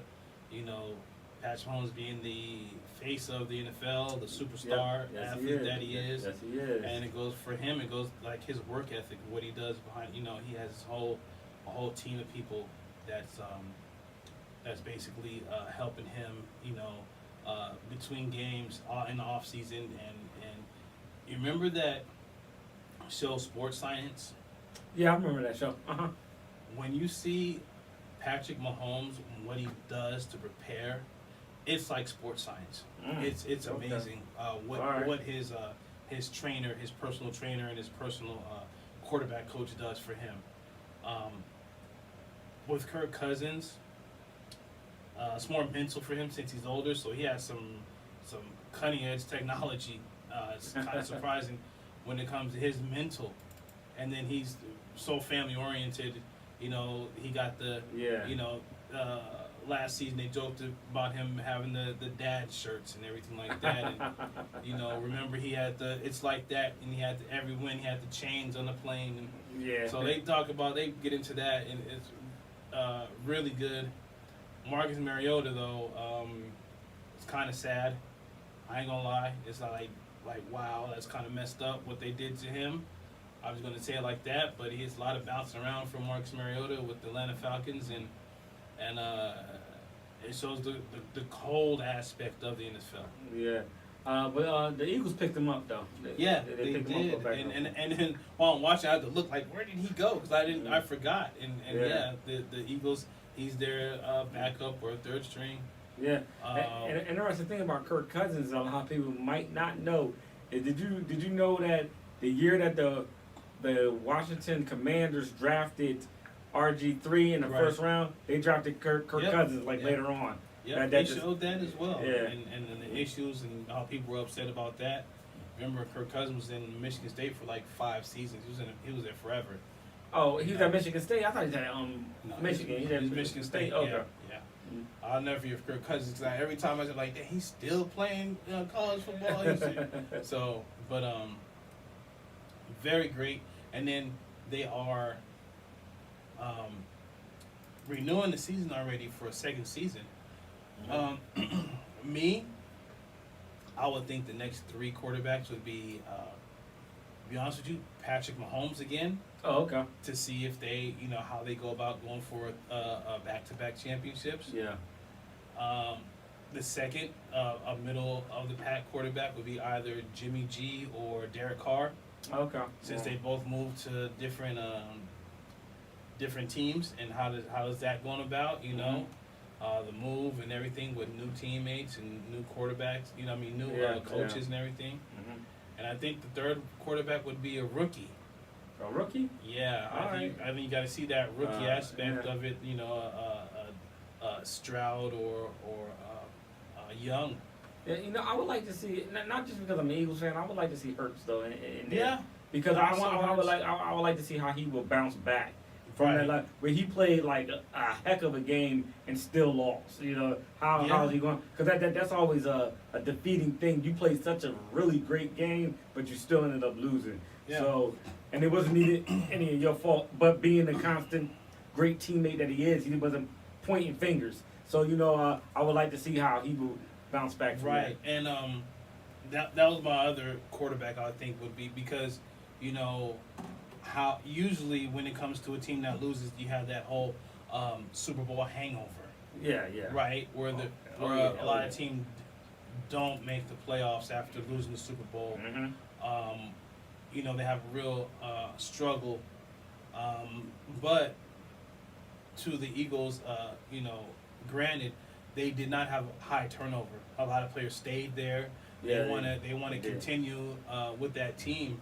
So it'll be very interesting to watch that unfold. With him being the undisputed leader of that team, and how he goes about trying to get them to rally. Yes. I mean, that'd be a great story as well. I mean, matter of fact, I would put those two, Mahomes, Jalen Hurts, and maybe somebody else. That'd be excellent. See if they come back for a back-to-back Super Bowls, maybe. If I'm not mistaken, I think the 2 top teams right now in Vegas to win, go to Super Bowl is the Eagles and the Chiefs. So we'll see. It's a long season. We'll see. Right. We'll see. Exactly. We'll see. Moving on, other news. Erica Herman, who's Tiger Woods' ex-girlfriend, has dismissed her infamous $30 million lawsuit against Tiger Woods for kicking her out of his mansion and breaking up with her last October. She continued to stay at Tiger's mansion for months after the breakup. In October, Tiger convinced her to go on vacation, and when she got to the airport, her assistants broke the news to her and locked her out of the house. And she, came out with that lawsuit, $30 million, and it didn't just go viral. Like, there were really think pieces about what happened. What was she doing? Was this going to be the norm to what happens with millionaire, celebrities? Will this, and it also happened to a UFC player, a UFC fighter, excuse me, and his girlfriend, who was also fighting for UFC. They broke up, and she tried to sue him for $5 million. So I don't know what happened with that lawsuit. Did that lawsuit was dismissed or not? But it's like, wow. I don't, it's a very interesting situation. But now, since it's being dismissed, and we know his lawyers are better than hers, so that's the case. I mean, what do you feel about this situation? I thought it was funny, how Tiger played it. He said, "Yeah, go on vacation." Then he got the locks changed, and she come back. Not just that, I'm not sure if he was with her, but they said when she got out, there was people following the car, and it was like, "No, come get in this car. We need to talk." And it was his lawyers and everything like that, lawyers of the estate, because his estate owns his stuff, not himself. Since him being worth, upwards of $2 billion plus. Yeah, you sue the estate, you don't sue him. Right. It's just like having an LLC. Right. You sue Exactly. you sue the company, you don't sue the person. Yeah, it's like smart. Yeah. So I mean, I just it just bewilders me. It's like, okay, she felt like she was entitled to just stay there. She pretty much was squatting, just to squat there. It was ridiculous, man. And I'm glad to see that she's moving on. And I hope the UFC fighter, I hope that lady moves on. I mean, come on now. I'm going to sue you for $30 million for breaking up with me. I mean, if it's like that, then I guess I can sue my ex-wife. Come on, man. Let's see how that goes over. Like, you see how they look at men. Like, I told, let a man do something like this. You all kinds of crap. Edit that part out. When you said sue your ex-wife, we're going to have to edit that part out. That's, you know what I mean? That's come on now. No. I don't want to Corey Holcomb Boyce Watkins thing. They actually squashed their beef on Willie D. Loud, but but that was funny. Right. But all I'm saying is, you know what I mean. Everything is words are in the court of law. Legal. Yeah. Well, I'm glad for Tiger Woods. Oh, I'm real happy for him. Because I'm not a big Tiger Woods fan, but I'm real happy for him in this case. Because in that situation, you don't want to lose any money for a breakup. Yeah. You break up with a female for whatever reason, it doesn't work out, and next thing you know, now you're in court, and you don't even have a baby together.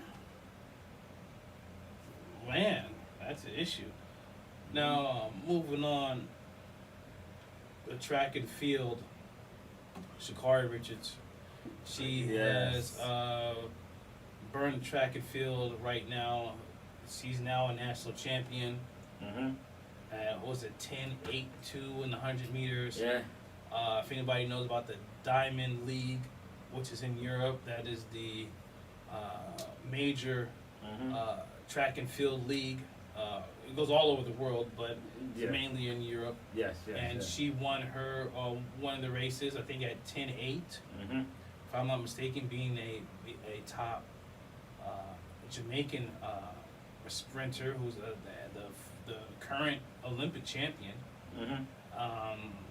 What do you think about Sha'Carri Richards' chance in the World Championships in August? She has a good chance, just like anybody else. And let you know, like, the Jamaican that she beat, Sharika Jackson, she's not the Olympic champion. Elaine Thompson-Herah is the Olympic champion. Elaine Thompson-Herah won gold. Sharika won silver, and and Shelly Ann won bronze. I believe that's how it went.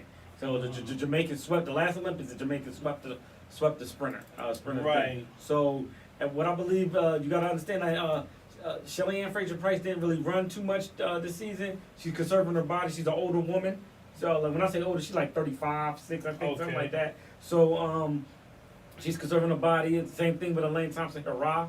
So when the World Championships roll around, it's going to be a whole different game, different game.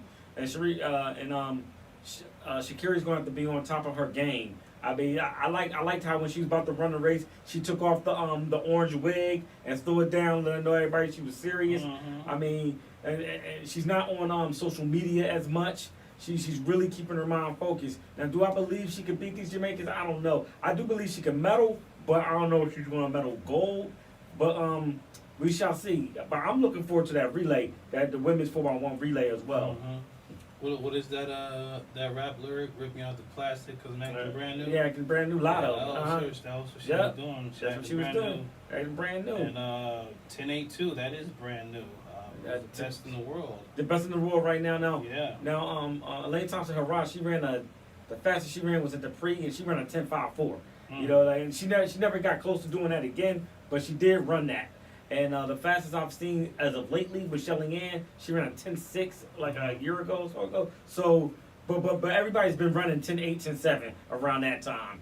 So Sha'Carri has a good chance because I ran track. So when you're running against people, your adrenaline is pumping. So you're going to run as fast as we call it the track is fast. Like right. So you're going to run as fast as that track allows you to run, especially if it's wind assisted or anything like that. Right. And moving back to the NFL. Yes, sir. Saquon Barkley, Josh Jacobs, and others are talking about holding out. They're not going to accept the franchise tag at $10 million. Other running backs have come to their defense. You know, Derrick Henry and Christian McCaffrey on Twitter. You know, I talked about this last week that maybe the running back position is eventually being squeezed out and may be obsolete in the next 5 to 10 years. And next thing I know, I see Derrick Henry talking about the same thing, that the running back position may be over.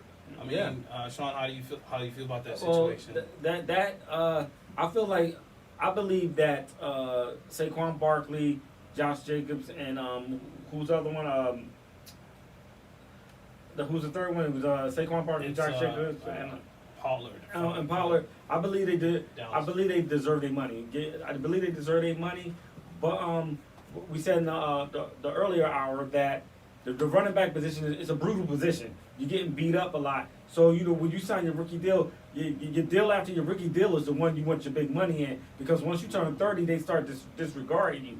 And the running back position, it's starting to get there. It's starting to become obsolete. Because if you look at it, the running backs that are the ones that that people that are the top running backs are multifaceted. They can come out the backfield and catch, like, you got your Alvin Kamara, you got your Christian McCaffrey, you got your Saquon Barkley who can do that as well. So they're saying that you need to be able to do this as well. Maybe you can line up in the slot. Like, gone are the days of the bruising running back like a Jim Brown and guys like that, Walter Payton, Bo Jackson, guys who were bruisers. Even Herschel Walker in his prime, guys who were bruisers. That's not the case anymore. And remember, the fullback, we talked about this, the fullback position that got phased out. The only two fullbacks, the ones I can remember, is Tom Rathman and Mike Allstott. You know, when you remember Mike Allstott and Morgan Dunn, they used to call them Thunder and Lightning. I mean, them were some bad boys. You know, so, like, and they phased the fullback position out. So yeah, exactly. And the thing is, even Le'Veon Bell had said it's hard for him to tell young players, young kids to not go to be a running back, as you know, the 7-on-7s is so huge right now. I'm not sure if there's a running back on 7-on-7s, you know, and wide receiver even if you're injured multiple times, you're still going to get $15 million a year. Yeah, Odell got his money. Odell got his money. You're still going to get $20 million a year, being a top 5 wide receiver, a tight end. Remember, the tight end was changed. They wasn't getting paid.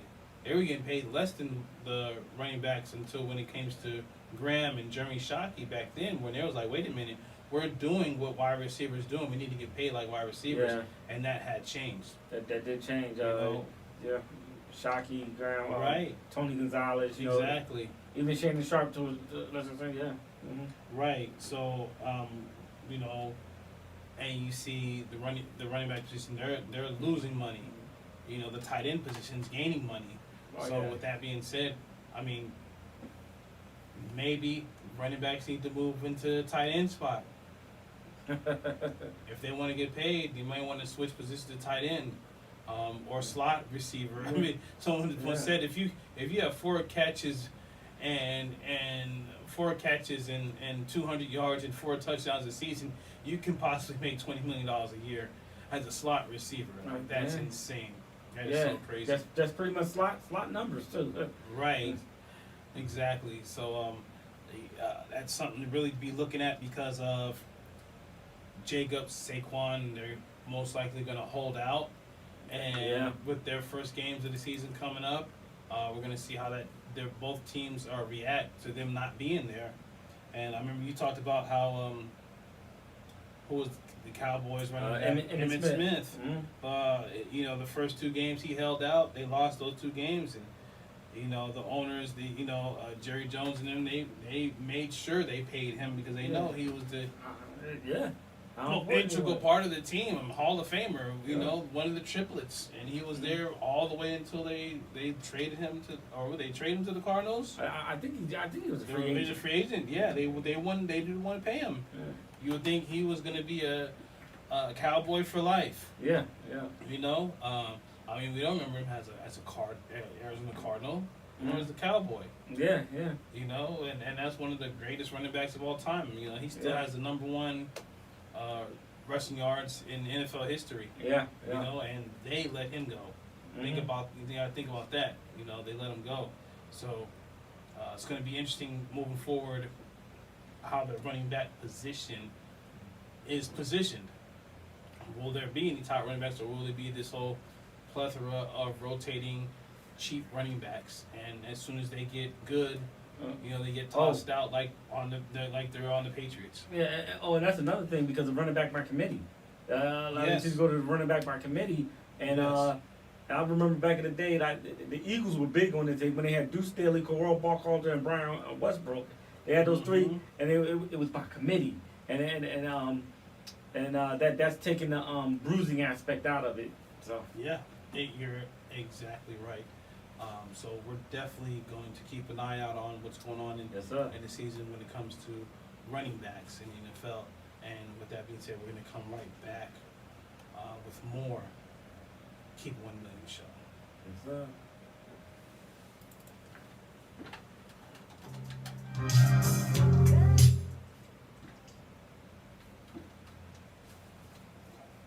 This news story I just seen, I was going to talk about, you heard about Deion Sanders going into surgery. He's not going to make the Pac-12 Media Day. He's having surgery on his leg. He already lost 2 toes. Right. He showed it on Club Shay Shay. He showed it, and then like what kind of surgery is he getting? I know he's not getting the leg removed, but no. Last month to remove multiple blood clots in his legs. Okay. They're probably gonna be giving him blood thinners too. I think a lot of people saying that from his playing days, right? Like the turf toes and stuff like that. So when we come back, I'll bring that up. And then I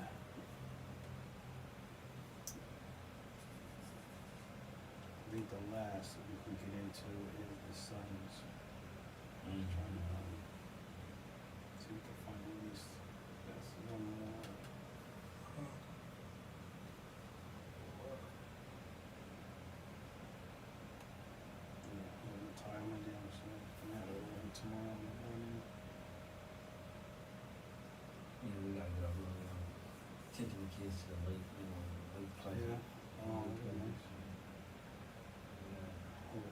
hot. No, we're trying to do it early in the morning. Oh, okay. Yeah, early.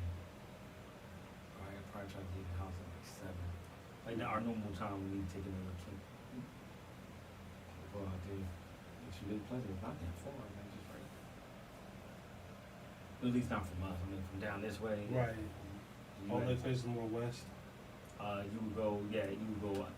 You would have to take 10 west. You then get on the 303 north, and then you get off and then take 10 over there.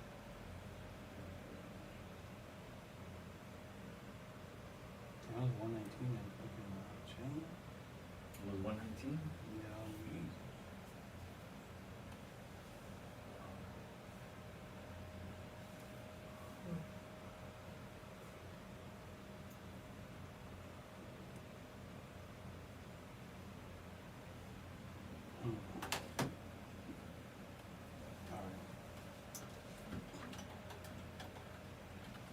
All right, we're back. Keep 1 Million Show.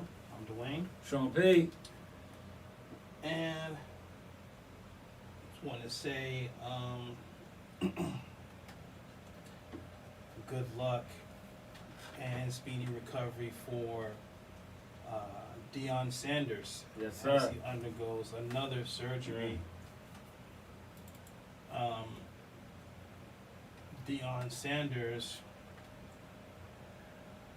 you know, he's the coach of Colorado. He's not going to make the Pac-12 Media Day. He's having surgery on his legs due to blood clot issues. He had a surgery a few months ago and was worried about losing one of his legs because of blood clots. I think this one is the left leg that they're going to remove blood clots as well. You know, he's been having foot and leg issues for most of his, I will say towards the end of his career. Yeah, towards the end of his career. Most of his career, and now after his coaching years, he's lost toes and all. Rumors that he may lose his foot. I mean, hopefully everything works out for him. Yeah, man. I mean, this is serious. But I remember watching Club Shay Shay when he was when Shannon went out there to Colorado to interview him and everything, and it was a really good show. And he showed his foot where he got the 2 toes removed, and he alluded to that this was happening towards the end of his career. I remember seeing a video of him while he was playing in the NFL. He was running after somebody, chasing them down, almost caught him, but you could tell he was hobbled. So you was like, man, you were seeing this back then, like his turf toe, his foot issues. So man, this is serious, man. Nothing but prayers up for that dude.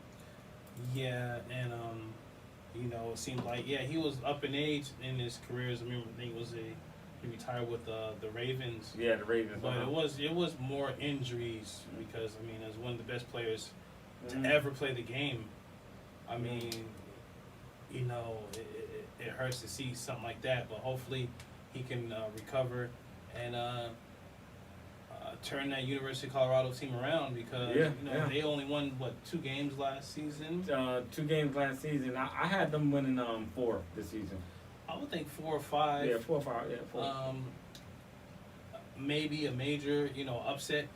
Something spectacular. Yeah. I mean, he's trying to change that whole culture around. And he's getting pushback from it, but it seems like it's going well. Hopefully, people don't kind of say anything negative because it's not the Pac-12 Media Day. But I mean, come on, he's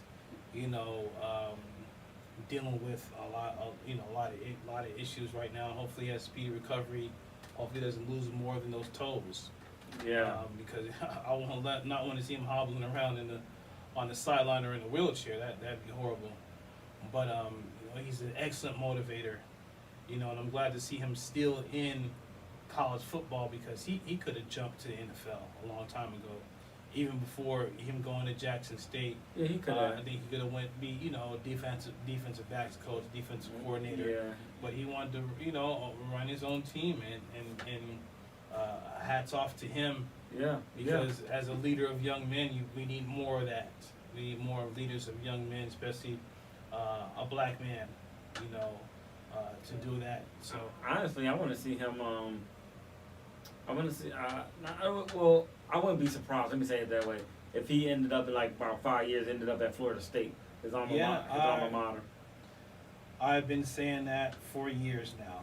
That if he turns around Colorado, and let's say gets them to at least close to winning the Pac-12 or the Pac-10 or whatever it's going to be called in the future, and possibly getting Colorado to a playoff spot, because it's going to be 12 teams in the next few years, or even get them to a Rose Bowl, right, to the Rose Bowl. I think that will have the SEC looking at him. That will have the NFL obviously looking at him. And I think, Florida State, his alma mater, would definitely reach out and try to have him coach the team. And they have some major moves and some major upgrades. So it'll be a huge upgrade for him. So hopefully a speedy recovery for Coach Prime. And the last thing is with the Phoenix Suns. DeAndre Ayton is saying that he wants to change his narrative about how he plays, and with all the changes going on with the Phoenix Suns, him and Devin Booker are the last players left from that 2021 finals appearance team. Everybody going. Cam Payne is the latest to be traded. He got traded to the Spurs for draft picks. He didn't get traded for another player. He got traded for no. But what I'm saying is this is crafty on what's the coach? The Spurs. Yeah, the Spurs. I was thinking of the coach's name. I can't remember. But it's real crafty of him because now he has a point guard down there to pair with Wembanyama. Right. Yeah. Yeah. And now they were saying, Coach Popovich. Now they're saying that Bradley Beal's going to be the starting point guard. Okay, all right. Which is kind of iffy. I wouldn't think Derek Booker would be, and it's kind of. I'm not a Suns fan, but I really thought the trading campaign was a mistake. You talked about Gilbert Arenas podcast. They're talking about. They had a whole show talking about how Kevin Durant is not a true leader. It doesn't make his teammates better, because of this DeAndre Ayton situation. Remember, you had Chris Paul there, and me personally, I think Chris Paul was the reason why DeAndre Ayton got better and got them to the finals against the Bucks. Now there is no Chris Paul, so who is that true leader? That true facilitator? That true voice of the team? We got a bunch of new people on that team. Well, that's a good question. A real good question. I'm sitting here still thinking about Bradley Beal running the point. I'm like, man, I've never seen him run the point in the NBA. Remember, it was John Wall. It was John Wall down there in Washington. They actually went to the playoffs with that duo. So and then it was Westbrook. Later. Yeah. And then I can't remember who their point guard was, because it wasn't the shooter, the guy that played for the Lakers. They just re-signed him too. It wasn't him. He wasn't the point guard. Kuzma. Yeah, Kuzma. He wasn't the point guard. No. So but people were saying like Kendrick Perkins is saying, there's no such thing as the quintessential point guard anymore. You don't need that. You just need somebody who can run the pick and roll, run the offense, and everything. I'm like, okay, we'll see. I'll take it from somebody who played in the league and who played with Rondo. You know what I mean? So, we'll see. Right, and the thing is, there is rumors that, speaking of John Wall, that he may sign with the Suns, or the Suns will reach out to him and be, Bradley Beal's backup that kind of makes sense. I kind of don't see it because I think John Wall's playing days are over. But the most significant team right now in the Western Conference is the Phoenix Suns. My thing is, what are they going to do with this brand new team, this brand new coach, brand new front office? You know, they made a big splash. They have 11 players on mid-level exceptions. The 4 players that you have with long-term contracts are your big 4: Kevin Durant, Devin Booker, Bradley Beal, and DeAndre Ayton. My thing is, with the DeAndre Ayton situation, will they trade him in the middle of the season for more, not just draft capital, but more players, more veteran shooters, defenders, especially if he doesn't do well? He's saying he's trying to be better, but what if he's not? What if he's the same DeAndre Ayton that can't guard a paper bag? You said he can't guard a paper bag. I mean, think about it. What do you do as a GM, as a coach, when, let's say, you got Frank Vogel, a defensive coach, saying he can fix DeAndre Ayton? He literally said that, I can fix him. What if you can't? And it's December, and you're on a losing streak, and it's after the Christmas games. You've been on national TV, and the team looks terrible. And what do you do come January, February, towards the trade deadline? Another good question. I wish I had the answer for that. I mean, because he has a huge contract.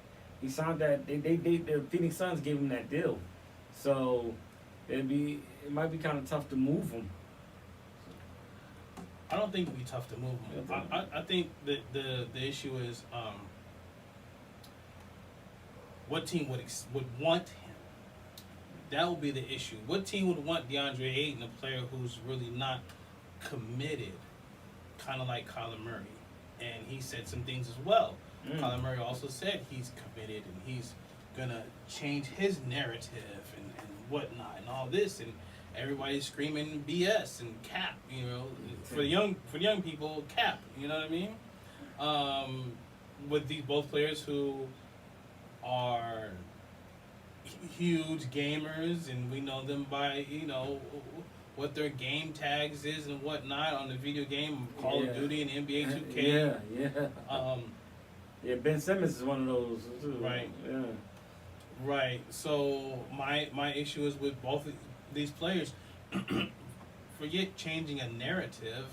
Just be really dedicated and show that you are worth what they paid you. You have to show that worth. All right. You know what I mean? And if you don't, it's time to go. We know what happened with the Cardinals. They had Josh Rosen.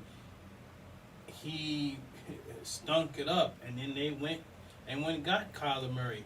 Now you have Caleb Williams, a USC quarterback, you know, Heisman Trophy winner. Could win the Heisman Trophy next year.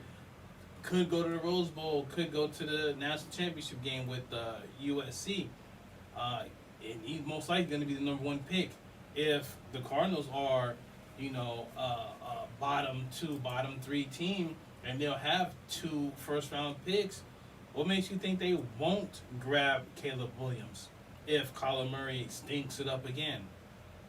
You know what I mean? Yeah. So it is showing proof for both players, Kyler Murray and DeAndre Ayton, especially DeAndre Ayton, because this ownership, the owner who is an not NBA player, but an ex basketball player, played for Michigan State.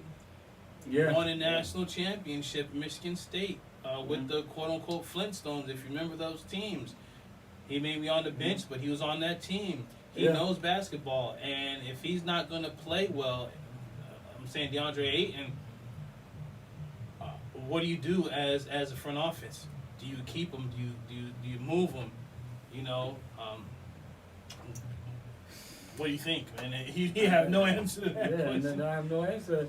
Well, we're definitely going to be watching out for that. Yeah. Right before we leave, one last thing. Do you think before the season starts we see Damian Lillard be traded? Oh man, they've been going back and forth with this because this dude he only want to play for Miami, and they keep saying that Miami doesn't have the pieces for it. Philly threw they hat in there and they couldn't get. But Daryl Morey said he's not giving up. Tyler Hero. He's not giving up Maxey. Philly's not giving up Maxey. There is package out there. Tyler Hero and another player and a bunch of draft picks that Miami has put out there, and they're waiting for Portland to respond, and they haven't responded. The owner, the GM, they've been saying that, hey, we're gonna wait till we get the best deal possible. But yeah, I don't blame them. Yeah, it seems like with Damian Lillard's representation, I think they went to other teams and like, don't try it. Don't try to trade for him. We only want to go to Miami. Yeah, so it seems like they're stuck. I heard about that, and hey, they got figured out because Dame said that he didn't want to be a part of a rebuilding situation. So, right, and with all that going on, it's so many storylines coming up next couple months. NFL, the NBA, track and field. We got major boxing events coming up. Earl Spence and Bud Crawford. Yeah. I still haven't made my decision yet. I'm gonna put money down. I'm still not. Who you got? Who's your money down on? We $20 on. I may put more than that, but who you $20 on? I got. Oh, you don't know. Yeah. I want to say Terrence Crawford split decision, but Errol Spence is the bigger fighter, and he's a really great boxer. So yeah, this is gonna be a good fight, and it will be a rematch because the rematch clause both of them have. So it's gonna be a rematch. So I may put a couple of dollars on Bud. I don't know. I'm not sure. It's in Vegas, so I don't know. But with that being said, we're gonna follow all the storylines, all the developing stories. We're gonna get into the NFL, the preseason coming in the next couple of weeks. We're gonna talk about that and more. I want you guys to keep it locked right here every Thursday, 7 to 9 p.m. Keep 1 Million Show. Thanks everybody for listening. Thanks everybody for watching on YouTube, on Instagram. Appreciate you guys for listening here and beyond. We'll be back next week with more Keep 1 Million Show. And we're out. Peace.